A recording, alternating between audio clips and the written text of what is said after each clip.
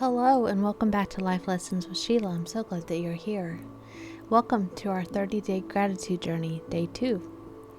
I hope that you're joining me on this challenge. If you have a channel and would like to do a video with me every day, I posted a whole category of our days, which I'll leave here as well. And you can join me if you'd like. I would love to add your video to my playlist, so make sure you leave a comment down below to let me know you joined in, and I will go check out your video. But let's hop into day 2. We're talking about family. Children are a heritage from the Lord, offspring a reward from Him. That's Psalm 127:3. I love that I'm a mother. I absolutely adore that I'm a mother. I love that I am a grandmother, though I don't know how time passed so quickly. Family is everything to me, and always has been from the time I was a child. I remember spending many summers at one aunt's house or another, both sisters of my mother, or even at my grandparents', my nanny and pawpaw. They were parents of my stepdad. See, growing up, my parents both worked, so I spent a lot of time with family during the summertime, all of which brought many joyful days into my life, many wonderful memories. I remember as a kid on Sundays, Mom and I would go to church and then stop by Dairy Queen or Sonic and bring home lunch. I also remember how devastated I was when I struggled to conceive children. Yes, me, the mom of one daughter and twin sons, at one time was deemed not necessarily infertile, but I was told getting pregnant would be difficult. I remember how devastated I was, but I wouldn't accept that. I prayed day and night for God to heal my body and to let me conceive. I remember driving home one night. I've told this story in another video before, so if you have heard it, bear with me. Someone needs this testimony to stand on. I remember crying out to God to heal my body and just let me have a baby. He did it for Sarah, and He did it for Eve. And with Eve, I remembered that after Eve partook of the fruit from the tree of knowledge, after being told not to, that God said in Genesis 3:16, this passage, "To the woman He said, I will surely multiply your pain in childbearing. In pain you shall bring forth children. Your desire shall be for your husband, and he shall rule over you." So I remember crying out on the way home from church that God had promised that He would multiply pain in childbirth, and I know that it included me. At one time, I took it as to mean all women, so I stood on that promise, that I would have pain during childbirth, because I would indeed have children. It wasn't long after that, I literally felt a hand touch me on the top of my head. I freaked out a little bit because it was dark, and I was driving, and I knew no one was in the car with me. Looking back, I truly believe the hand of God reached down and touched me and healed me from any trouble getting pregnant from that point forward. Then less than a few months later, I found out I was pregnant. Just shy of 3 years later, we gave birth to twin sons. The Bible also says this in John 16:21. A woman giving birth to a child has pain because her time has come. But when her baby is born, she forgets the anguish because of her joy that a child is born into the world. And that was true. I forgot about the pain and the added pain of having a C-section. Giving birth is one of the most beautiful and amazing experiences. Even just being pregnant is amazing in itself, the little flutters to the kicks. Expressing gratitude for your family is a meaningful way to strengthen your relationships and show your appreciation for the support and love that they provide. I wanted to give a few ways to show gratitude for your family.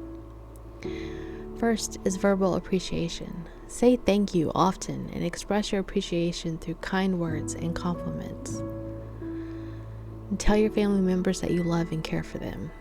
Even though they know, they still want to hear it from you. Don't let your dying words be "I love you," and let that be the only time your children hear you that come from you, or your spouse or whoever. The second is spend quality time together. Dedicated time to be with your family, whether it's through family dinners, game nights, or shared activities.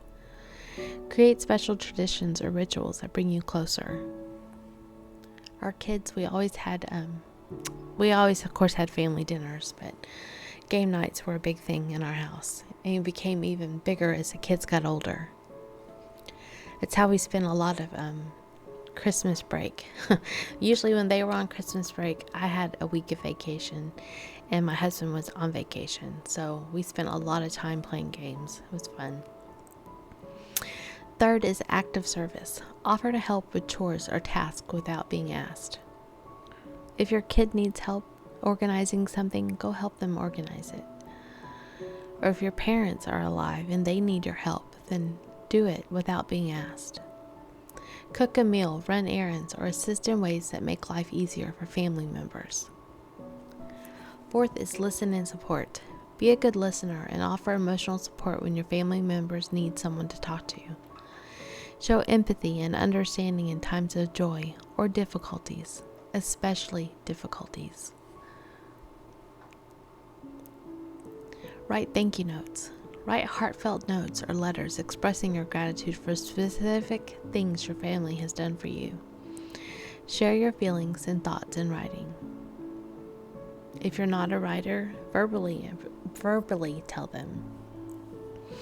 But having it in writing is something they can always look back on when they need a reminder. 6. Celebrate special occasions. Celebrate birthdays, anniversaries, and other significant milestones with enthusiasm and thoughtfulness. Plan surprises and thoughtful gifts to make the occasions memorable. 7. Offer encouragement. Encourage your family members to pursue their dreams and passions. Provide positive reinforcement and support in their endeavors. Give them godly counsel as often as you can. If you don't know what scriptures to tell your children, whether they're adults or kids, and you need help, come to me. I'll be glad to help you figure out what scriptures you need to share with them. Number 8, forgive and let go. Family relationships can sometimes be challenging. Practice forgiveness and let go of grudges or past disagreements to maintain harmony. 9. Be patient and understanding. Recognize that family members have their quirks and imperfections. And practice patience and understanding in moments of frustration. Even if you have to walk away for a moment, walk away. Not angrily, but walk away, and then come back in peace and discuss whatever needs to be discussed. 10. Show physical affection. Hug, kiss, or hold hands with your family members to express your love and affection. Physical touch can be a powerful way to convey your emotions. Physical touch is also a love language. Some people that may be the way that they feel loved is by physical touch. Maybe you just need to hold their shoulder, tap them on their shoulder, give them a hug, give them a squeeze, whatever way that you feel is appropriate for the time and for the person. Some people do not like physical touch. They back away from it. It's an aversion to them. They would rather have words of affirmation. 11. Help in times of need. Offer assistance during times of illness or crisis. Provide emotional and practical support when a family member is going through a tough situation. Number 12. Share your achievements. Celebrate your own successes with your family and express gratitude for their role in your accomplishments. If you are living as a family unit, the people who are living in that home with you have a part in how far you excel. They also play a part in how far you don't. That's up to you. But express your gratitude for them helping out in your accomplishments. 13. Create a gratitude jar. Encourage family members to write down things they're grateful for and place them in a jar. Read them together periodically. I am going to do that this year at Christmas time. I'm going to start it with my family. And we are going to add to it throughout the year. Every time the daughter comes over and her son, her husband, and her daughter will eventually get to add to it. She can draw pictures until she can learn how to write.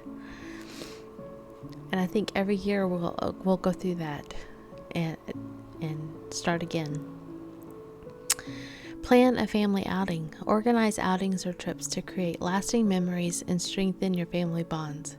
I cannot tell you how many times we have gotten in my husband's truck when he was still with us, and we would pile in and just go somewhere. He had a plan in mind. We did not.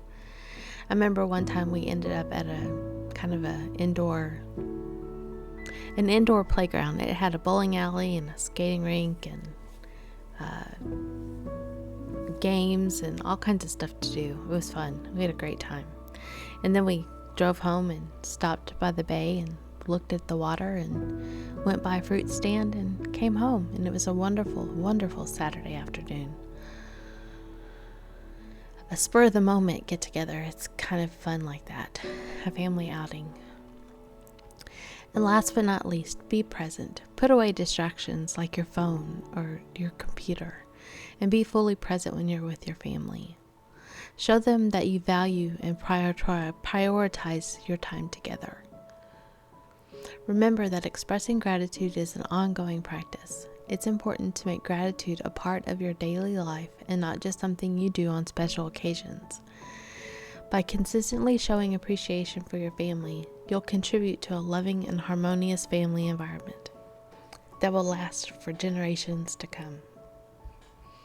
You have the power and the capability of molding your children, even your adult children, into becoming more responsible, more loving individuals than they've ever been. It's all in the power of your hand and your heart and your faith. Pray together. A family that prays together stays together. I truly believe that. A family that shares faith together can go through trials together and still end up strong and bonded together. That's what kept my family together, I think, whenever my husband passed, was the simple fact that our faith was united. We were united. And we still are to this day. And I have them to thank for who I am today. And I love them very much. So if you're listening, Kristen, Charles, or Holton, I love you very much. And that is day 2 of our gratitude journey.